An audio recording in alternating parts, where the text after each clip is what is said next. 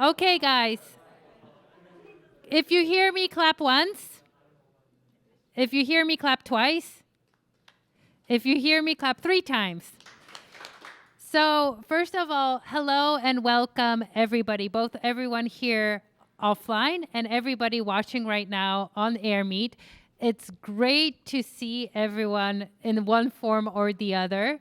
I'm really delighted that we have this chance, especially that the new COVID restrictions are kicking in from Saturday. So this might be the last time we can have something like that for a very long time. So let's enjoy, but let's enjoy it safely. For the participants online, great to see you, and we hope to deliver you a great show. My name is Martha. I represent Seoul Startups, the biggest international startup community here in Korea, with over 2,700 members and counting, maybe more. I haven't checked in some time. Let me kind of backtrack of what Seoul Startups is. So we started back in 2017 as an idea on a piece of napkin in a bar. Pretty much a group of us, people working in accelerators, people working in startups, got together to drink our sorrows away and complain about the Korean startup scene, where everything is very government controlled and there's not a lot of community to begin with. We know that community is so important for founders, especially early stage founders, but not only, and very important for all the ecosystem players. And kind of to overcome that difficulty, the same night we opened the Slack channel, and the rest is history, and you're part of it. So thank you again for coming, and thank you for being part of this journey with us. We hope to bring you more fun and excitement over the coming years, especially in the new year, where we're planning some really cool stuff that I may mention later on. But enough of me talking. I am joined here by some really wonderful, wonderful people that will have some really cool stuff to talk about the Korean startup scene, and maybe not only the Korean startup scene. So instead of me babbling about, let me give them the chance to introduce themselves. And starting from the very right, my right, I would like to start with Jaemin from Barogo to give him his very brief introduction. Hello, everyone. My name is Jaemin, and I am currently in Parogo. It's a leading last mile delivery platform business in Korea. So, in this company, I'm in charge of new business and strategy. And good to see you, everyone here. Thank you.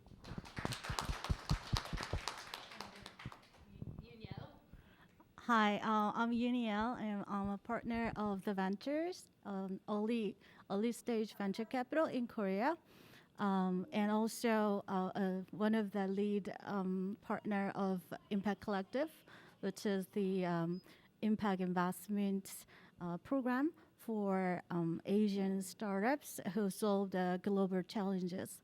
So very nice to meeting you today, and I'd love to share a lot of fun stories together.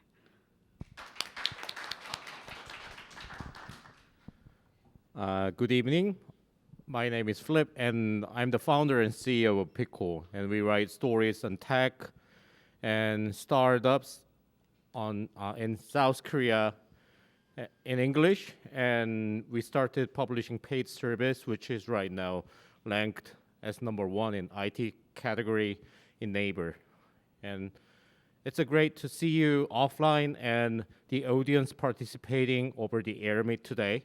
And I would be really glad to share my perspective on the scene. Thank you. Wow, thank you, everyone. It's so great to have you here. And let me dive right in. We are looking currently at the second year of COVID pandemic closing down on us. So what would you say, especially for the Korean startup scene, how was it impacted by COVID, both in good and bad ways? And I would like to start with the Yunyao with this question.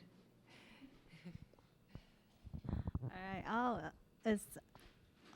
Obviously the good side is like a new and fun solutions coming up in Korean startup ecosystem, not only for the Korean market, but also overall in global market. We could see a lot of like innovative virtual solutions where can solve this disconnection during the pandemic. And the bad is also the disconnection of the human touch. So like we mingle together and we share the ideas through a lot of different networking parties and events, but unfortunately it was really hard. And also sometimes building some new innovations are also very lonely journey. So like always it's really great to have companions on your side, but with this pandemic, well, it was really hard to have real friendships and real sharings together. So that was the bad thing, I think. So, Jimin, you're part of an actual business, an actual startup, a very successful startup. How were you affected by COVID in your business? So I strongly believe that our company Barogo is the one who actually took the opportunity out of this COVID pandemic, because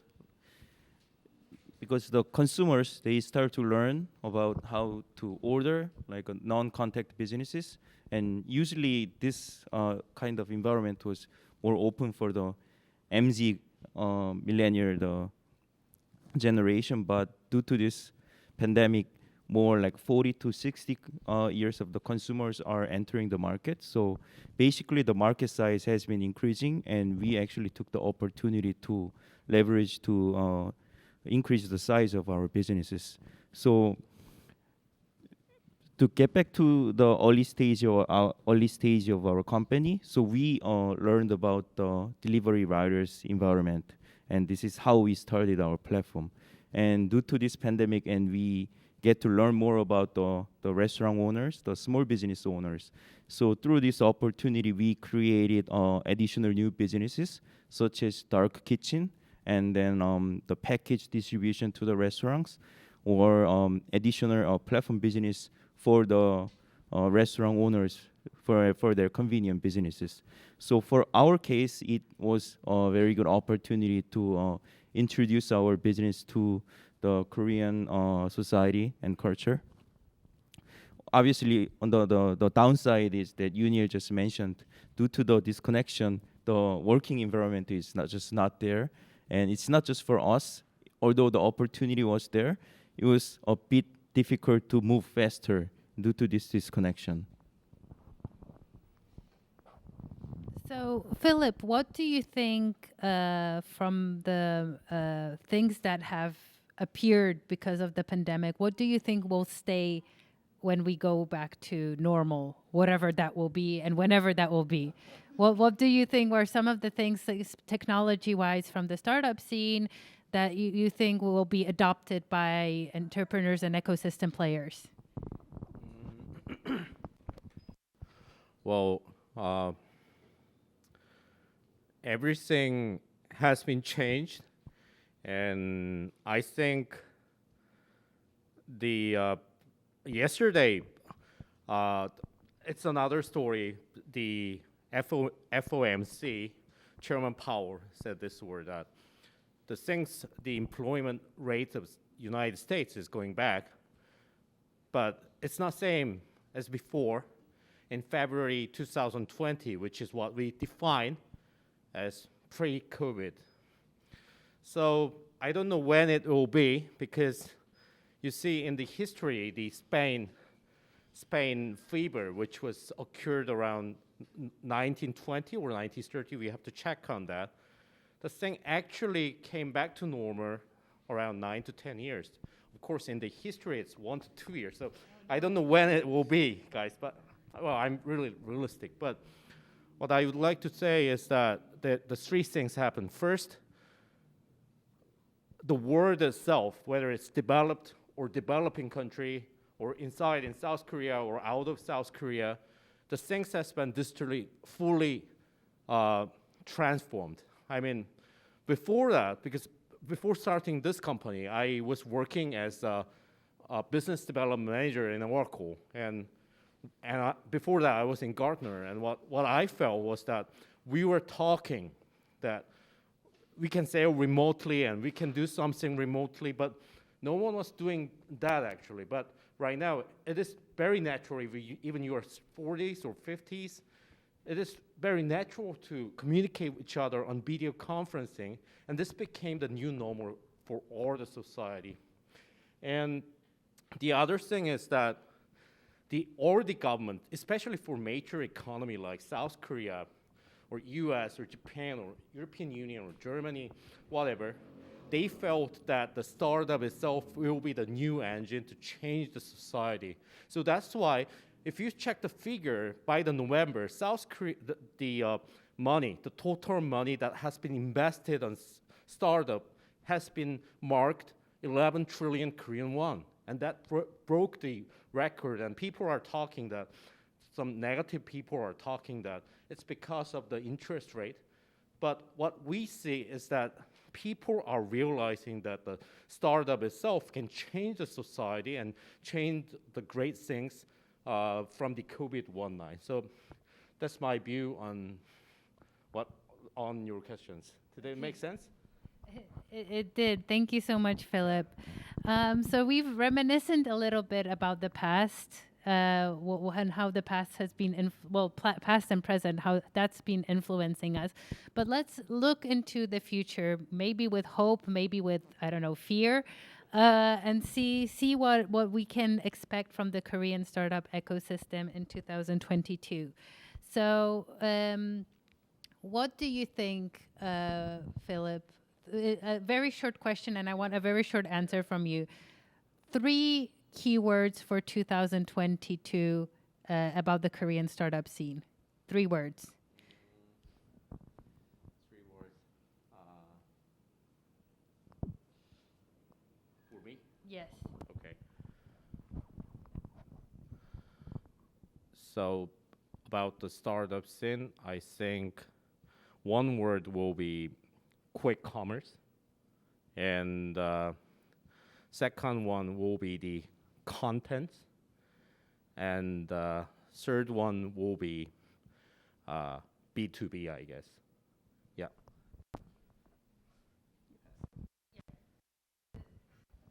Same question. Yeah, for me, the three keywords that I can think of for this new year is, first of all, it's decentralization, and the second will be the community, and the third one will be the new reality. So something related to the decentralized, more democratized way of the solutions or services will come a lot. And also, as we figured out, this community is really important part, even if we have uncertainties. So definitely that move will continue. And new reality is, we are right now facing the new reality and new normal. So probably any, startups to have this kind of like a concepts in the core of their business models will survive, and also will, have a great growth, I think.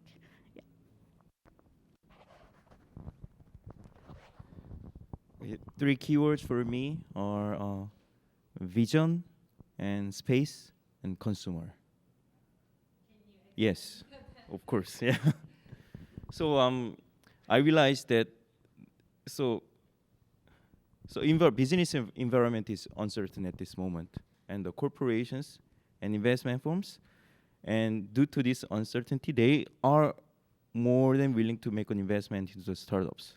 That means the visions for the startups is really important to make sure that you're on the right track. And I think it's easier. I think it's better environment to receive investments if you can if you can convince your vision to the investment and then the corporations, and it's really important to align this to the upcoming future. And second keyword is space. And previously, I think up to like this year, online platform were very important. And I think this is really changing to the on and offline platform. So you will have to. Philip mentioned about the quick commerce. To conduct this business, you need to have offline sites as well. So connecting online and offline is really important, and I think space can be the keyword for this. And lastly, due to this changing environment, consumers are changing too, and we have to take a keen look at how consumers' characteristics are changing, and this might light up your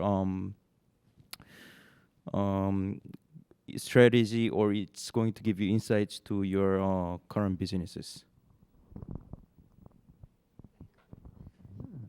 Thank you so much for these wonderful keywords. I hope everybody's taking notes.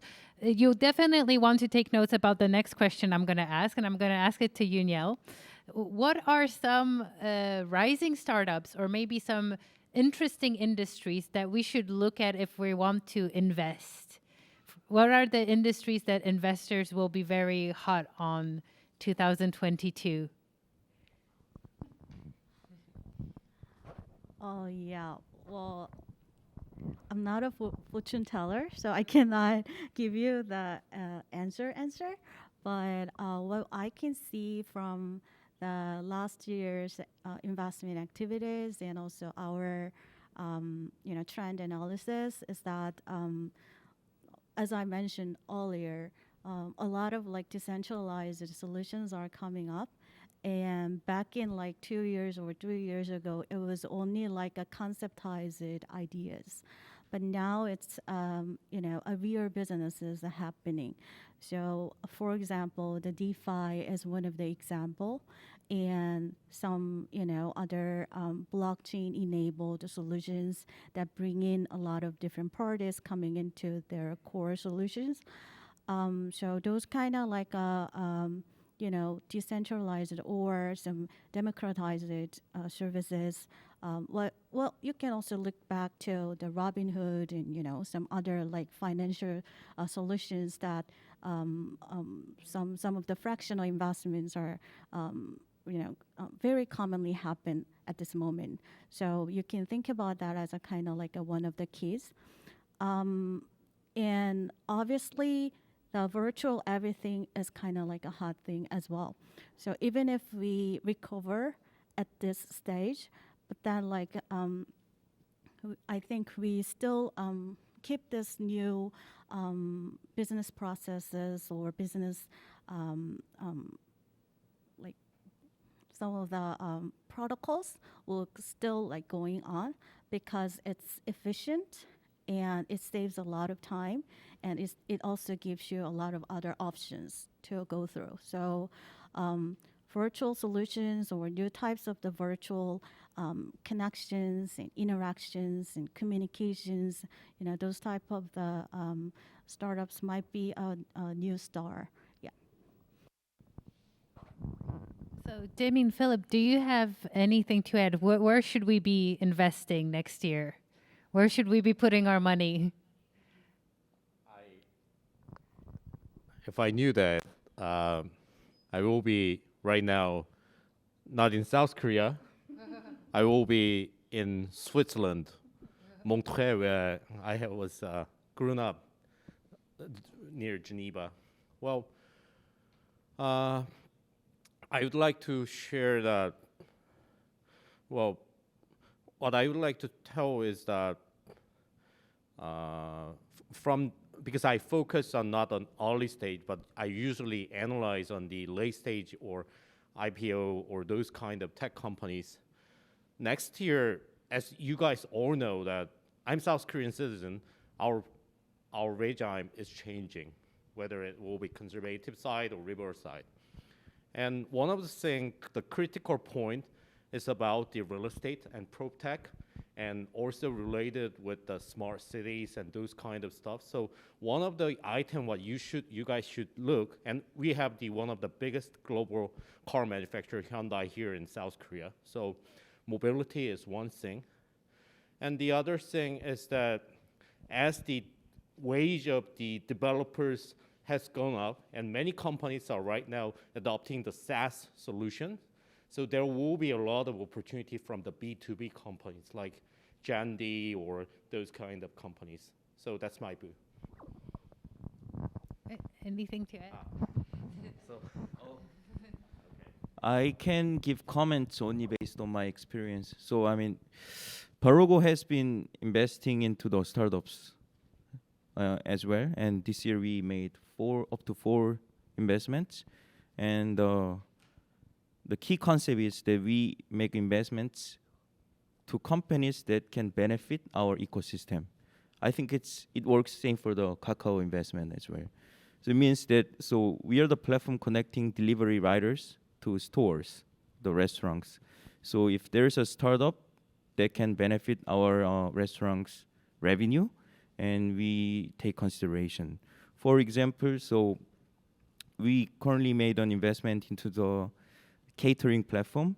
So basically, they offer the catering to the startups or the corporations that do not have cafeterias in their own companies.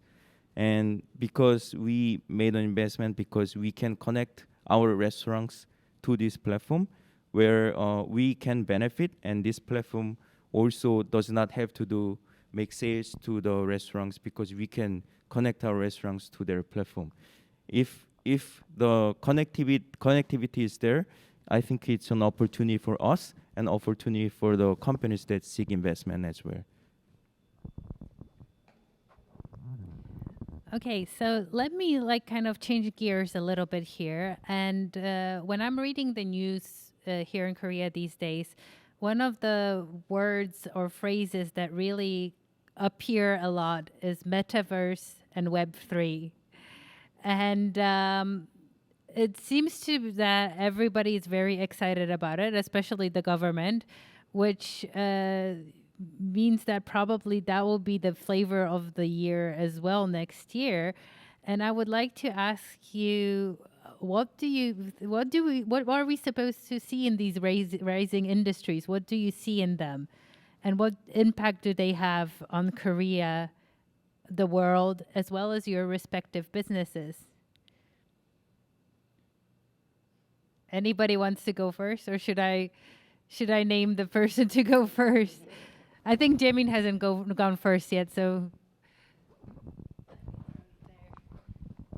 Well, for us too, this is way too fast, but we've done couple of meetings through Metaverse to basically introduce this theme to our employees, and we thought about applying this Metaverse system to like a restaurant order system and the quick commerce, but still this requires a lot of development, the R&D development. So we have couple ideas, but then this is not the environment that we lead. So we are actually taking a close look at how the metaverse is getting popularity to the Korean population. But I believe this change can possibly affect to our business in the future.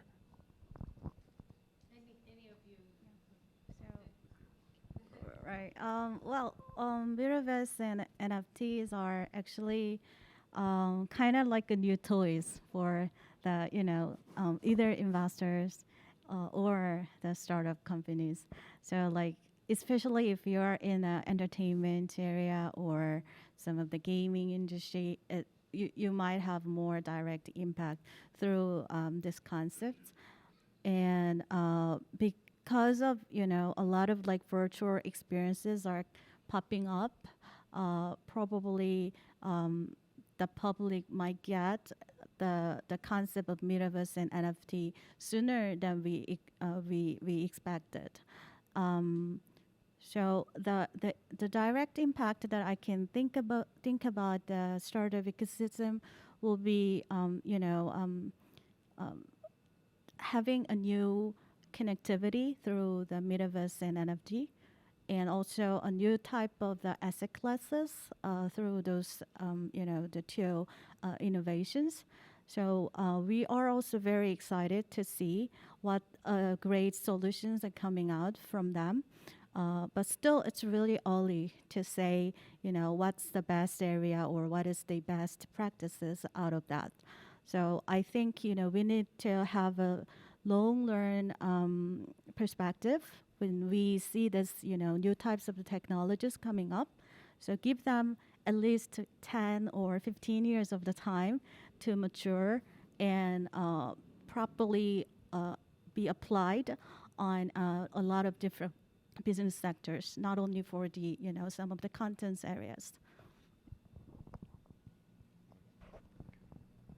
Go ahead. Well, I fully agree that it is really early stage right now on metaverse. Do you guys know what metaverse means? It's the word meta, which means beyond, and plus universe. So it's over the universe. Well, my first company was Korea Telecom KT, and from my experience, what I would like to share is that KT started cloud computing in 2008. And at that time, no one has some concepts. What we were saying about the cloud was just hosting, not the no one knew about auto scaling or those kind of stuffs at that time. Why am I talking about is that at that time, the South Korean government agencies and South Korean government ministries were talking to us that, well, we are leading the future and we are leading something. So I think we have a really bright future here with cloud in South Korea. And Korea Telecom, you guys are doing really great. So I was a junior at that time, and I was really ambitious that, well, I can beat Andy Jassy, the head of AWS. At the time, it was Amazon Web Service. And I think Metaverse something is like that in that sense, because as a South Korean, what I would like to share is that we still have the DNA inside to catch up something as a developing country perspective, to trying to catch up something with the fantastic themes. And I think Metaverse is something like that. But we already have Metaverse right now because well, in small part, people are just thinking about like Mark Zuckerberg putting something on the head. I don't like that kind of, I have Oculus, but as you know, I have glasses, so I cannot wear it really, like that. But if you see the concepts by the 2x2 matrix, which is virtual or realistic, or is it external, is it working with external or internal, the service like Google Earth or the Second Life or the gaming itself and AR or VR, we already have metaverse. So that's why everyone is putting metaverse and metaverse something. But I think the COVID-19 accelerated because we are really happy because people are right now online, but also offline. And people love to travel. Even you have a great technology, if you have virtual tours, you want to go to ICN and you travel to JFK or CDG or Frankfurt online because the reality is really great. I think this demand of the COVID-19, because I hate wearing this kind of mask like you guys all do, this been accelerated in metaverse, and also the liquidity of the money itself has been accelerating, and it will continue on. But as Yunil said, what I would like to add on her idea is that it's really early stage, and no one knows what the answer is. Yeah, thank you. Thank you. Thank you so much. So, all in all, be excited, but be cautious. Yeah. Be cautiously excited about the new stuff. Again, I'd like to change gears a little bit and ask a lot of our community members here are early stage entrepreneurs or wannabe entrepreneurs. and are looking to create a splash, a business here on the Korean startup scene. So, what are some lessons and advice you'd have for them? Um, Maybe Yuniel, and I'll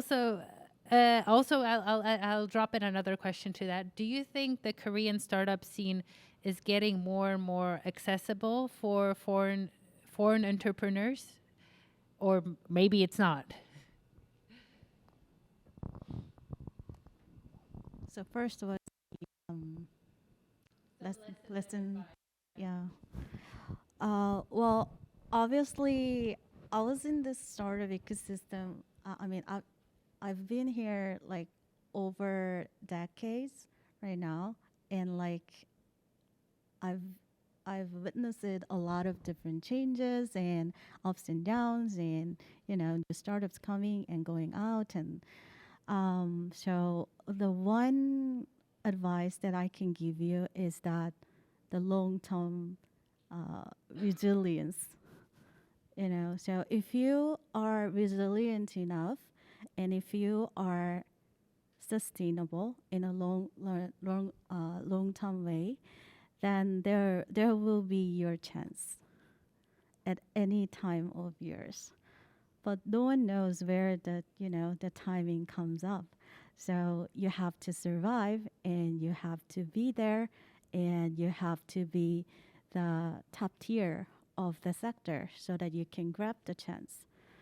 So looking back the times of the transitioning point from the web and mobile, a lot of like mobile applications and gaming is actually coming up, but then the one who actually strive to achieve something and like continuously challenge themselves, they survived, and now they're um, a very successful global gaming house, or they're global mobile service provider, things like that.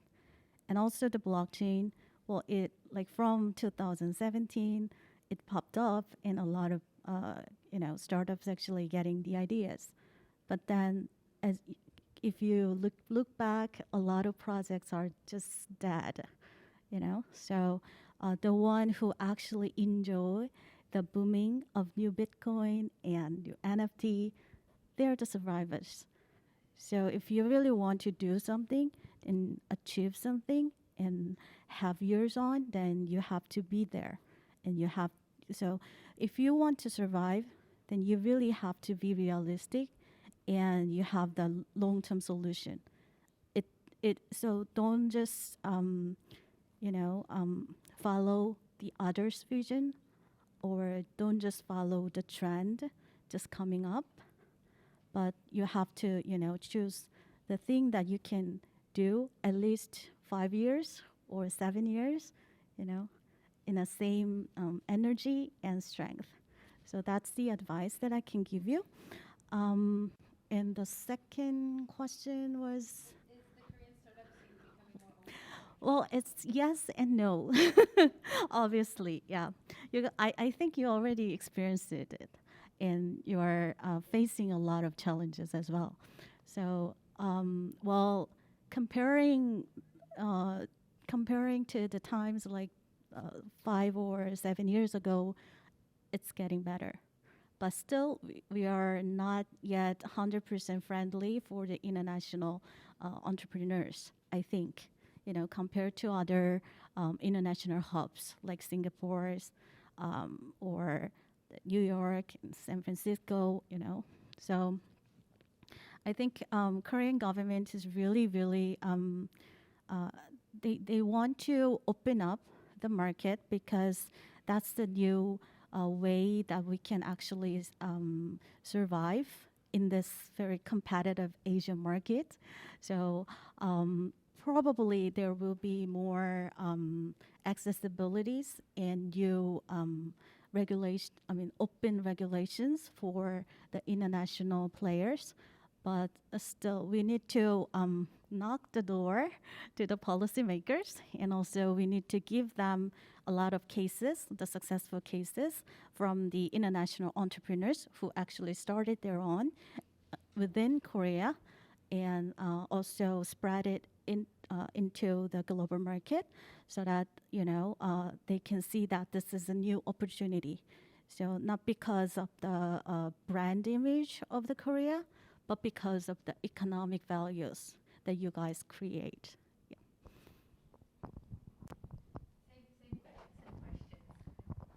Okay. So my recommendation is very simple. So you have to know your market and try to stay in a growing market. So if you are in a growing market, you can make mistakes, you can take a couple failures, but you'll be okay. But other on the other side, it's going to be tough. Let's say that so restaurants are having hard time at this moment due to COVID-19, right?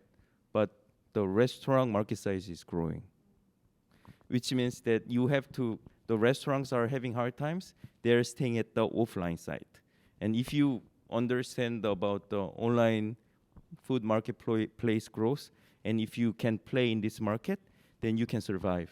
So though it's a big restaurant market, you will have to see whether if you want to take in a growing market or not. So I think it's same for the all businesses. So my second question, my answer to second question is that it's always best.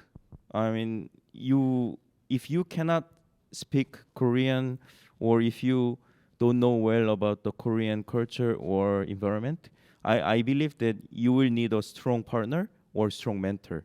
If you have one of these two, I think you can have a safe bet if you have really insightful ideas that can penetrate into the Korean market. And Philip, Okay. last but not least. Okay. Well, I think I am very junior in startup scene because it's only 1.5 years, and over 14 or 15 years I was working in mostly big companies like Oracle, Gartner, or KT, and a small US startup which is right now listed, Sprinkler. And what I would like to share is that 9 years ago, I was in Silicon Valley Bay Area for the company M&A in Korea Telecom team, and I worked with Accenture, and I had a chance to have a meeting at Anderson Horowitz.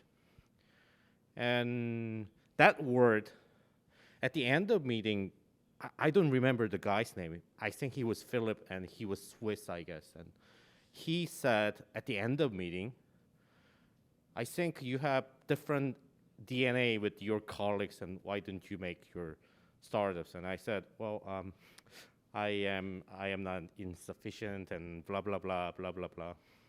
And what he said was that just do it. And it took almost 9 years from another Philip's comment to Philip of the South Korea, that making just do it. And if you are really enthusiastic and if you love something, change something. My business is really simple. I wanted to make transparent for foreigners because I saw a lot of distortions on the inside on South Korea, and I just wanted to figure it out because I was really angry when I started this business. So if you are really enthusiastic, just do it. What the guy at Anderson Horowitz told me about 9 years ago. So that's number one. Number two, I'm writing stories on that, and it will be reported, and just reveal a little bit. You know, Seoul's regional GDP was declining and below the average of South Korea 10 years ago. And if you check the statistic of South Korean figure in 2019, it became 1.5% larger than the average of the South Korean GDP. And that drove on the category and vertical of the platform and service. So the people knows that this will be the new engine for the society. But the one thing what you should consider is that our country will be like Japan. I mean, Japan was really outcautious for the aliens to come into their society. So if you are trying to, if even you are a really great baseball player in Major League, if you want to play in Nippon Baseball League, you have to speak Japanese really fluently if you wanted to play more than 3 years. But right now, they are getting people to come in their society because the population is going down. So in the long term, South Korean will be changed for their survival. So these kind of things are happening, and government knows that. So to get the immigrants like U.S. or other countries, the things will be changing. But as Mr. Yu said, I think right now we have really strong barrier, especially on language. Of course, if you love BTS, you learn Korean. Or if you want to watch and understand without the subtitles of the Squid Game on Netflix, you study you study Korean. But right now, it is really big barrier. And to be honest, we have a really strong racism inside this country from the perspective of the cosmopolitan. So it should be figured out. So I'd like to share on my view. Thank you. True story. I still don't know who BTS is. So for real, I live under a rock. If it didn't happen in the 90s, I don't know about it when it comes to music. Anyway, I do have a few questions, but I would rather, instead of me just asking questions and, maybe not that interesting, I would rather open the stage to your questions, and both online and offline. So if you're offline and you have a question, please stand here in a line. Like stand here, because I have to pass you the mic. So please stand here. And in the meantime, if you're online and you have a question, there's a Q&A tab at the top of the menu, and you can press it. It's two little bubbles that you can press. It's actually 1, 2, 3. The third tab from the right, from the left.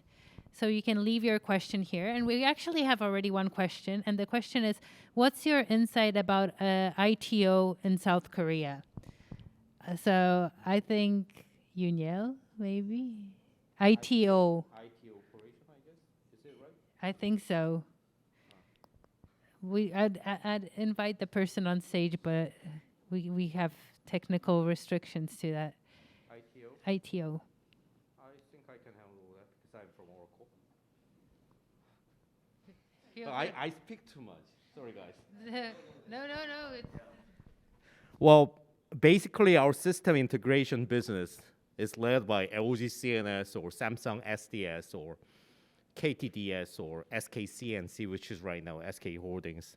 And basically, compared with other countries, our SI business is like rather system integrator, but body seller, which means you just squeeze someone because we had really cheap software engineer costs before, around 2 or 3 years. So that was true. So, but right now, as the top 3 gaming companies and Naver and Kakao began to raise the wage of the software, the wage range, things began to change. So Accenture has left the South Korean business around 4 or 5 years ago. I don't know exactly, but I checked from the Accenture HQ that they are coming into South Korean market next year, and ServiceNow is doing that.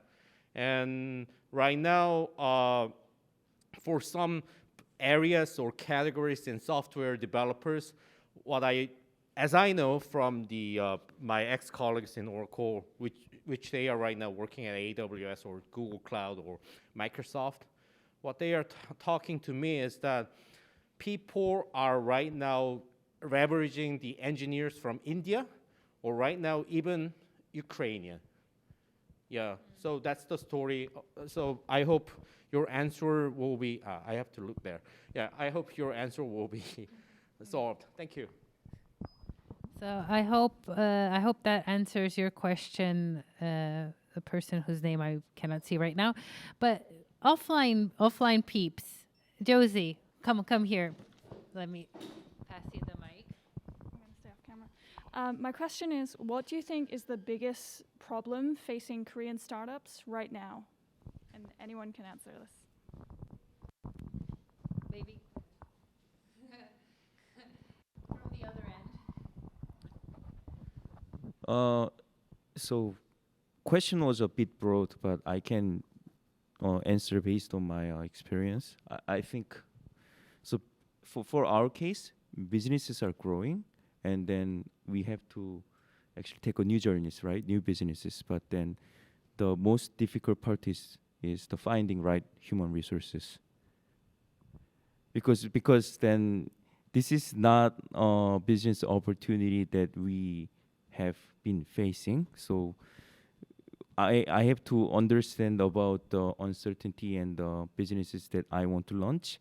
Then I have to basically build a right structure for the right human resources. And even if I make a profile for the right human resources, and some startups like our case, if we pass the Series C investment and we can actually make an investment to do the human resources, but some of the earlier startups, and it's going to be really tough for them to attract these right human resources for the future big opportunities.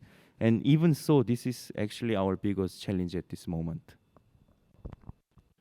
Yeah, I do agree. Even like this talent acquisition is a really, really hard thing. Uh, like when you are small size and also when you're growing fast, and even when you are just in a same stage, but still you want to do something, then you need the people, the right people. So here the key is the right people. So we can actually find the people who can work, but the finding the people who can work right, in a right direction and in the same vision with all the remaining team members are really, really struggling and challenging. So everybody's hiring every time. And it's really hard. And it's getting harder because we have a lot of unicorns in Korea. So the competition is getting higher. So yeah, if you want to do something and if you want to have any like experience in a growing startups, please contact me because we the fund is also looking for new talents and people, and also the portfolios of our fund is also everyone actually looking for a great talent. Philip. That I have same opinion. Same opinion. So finding the right people, the right talent is the biggest challenge. I think not only in Korea in general for startups, finding the time. We have time for one more question. Kwan, yeah, you have to come here though, because I have to pass you the mic. Thank you so much. Okay.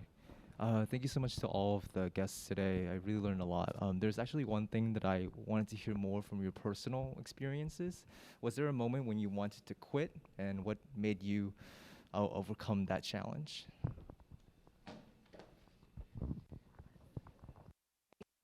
So from the other side, Philip, was there a moment you wanted to quit?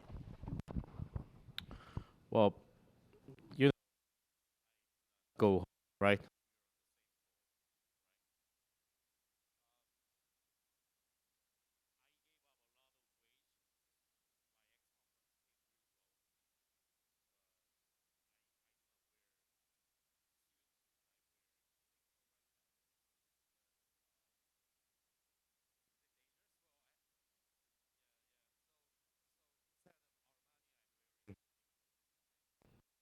Anyway, every time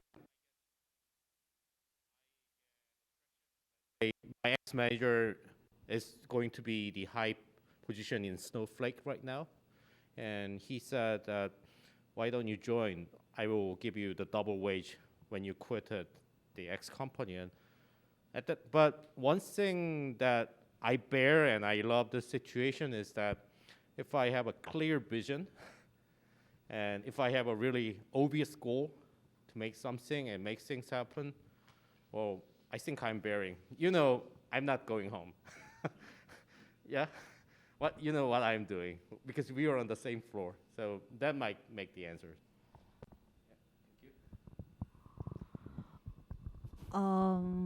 Well, as a human being, everybody wants to just get relaxed and having kind of like a recurring income, and like have a great retirement life in a very young age. So I'm like that too. So I'd love to have my quiet time and my own time and like traveling a lot. But then like why I do not quit is that I know that there will be my big check time.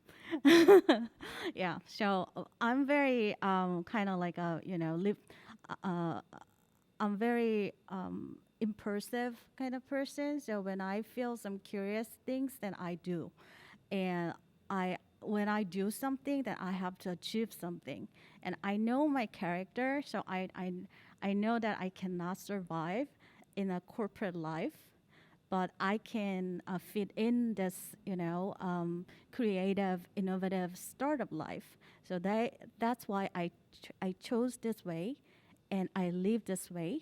And whenever I feel that a bit exhausted or too challenging, then I just take a little bit of a break. Because even if I have a week of break, the world is not changing. I mean, the world is not, going down or something. So I can take a full break, and then with the, refreshment, I go back to work. And I know that I can do something amazing, with the team. And that actually gives me more motivations and more powers and energies to keep going on.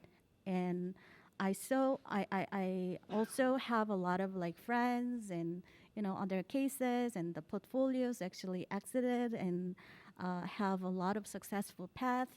So I know that this is not a kind of like a dream, it's a reality. So if you reach a point, then you can have that all. So then the bright future. Then why do you have to give up, right? So that's why. Yeah.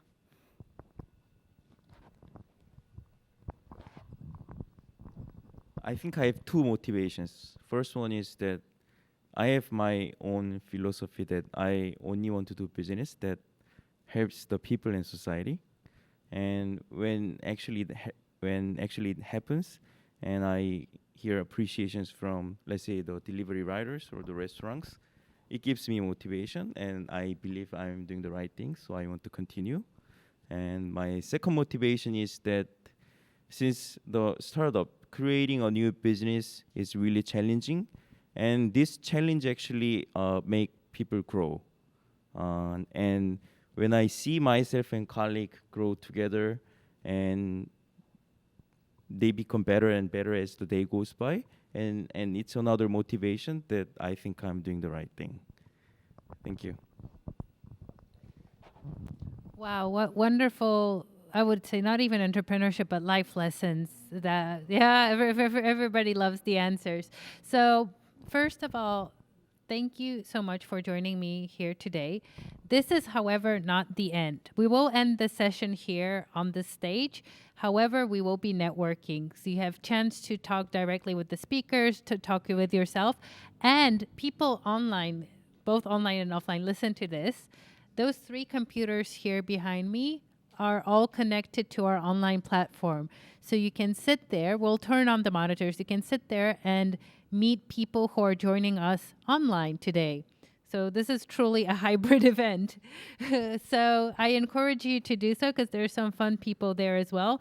And I know I see one person has asked a question as well. We don't have time to answer your question, but if you hang up, if you don't hang up and you stay in the lounge and sit one of the at the tables, someone will definitely join there and will answer your question, because at the end of the day, what's important about Seoul Startups is not only about renowned experts answering your questions. It's you helping each other out and connecting with each other, because that's the biggest value that you can bring to yourself. Like, give first to other entrepreneurs and it's going to come back tenfold to you.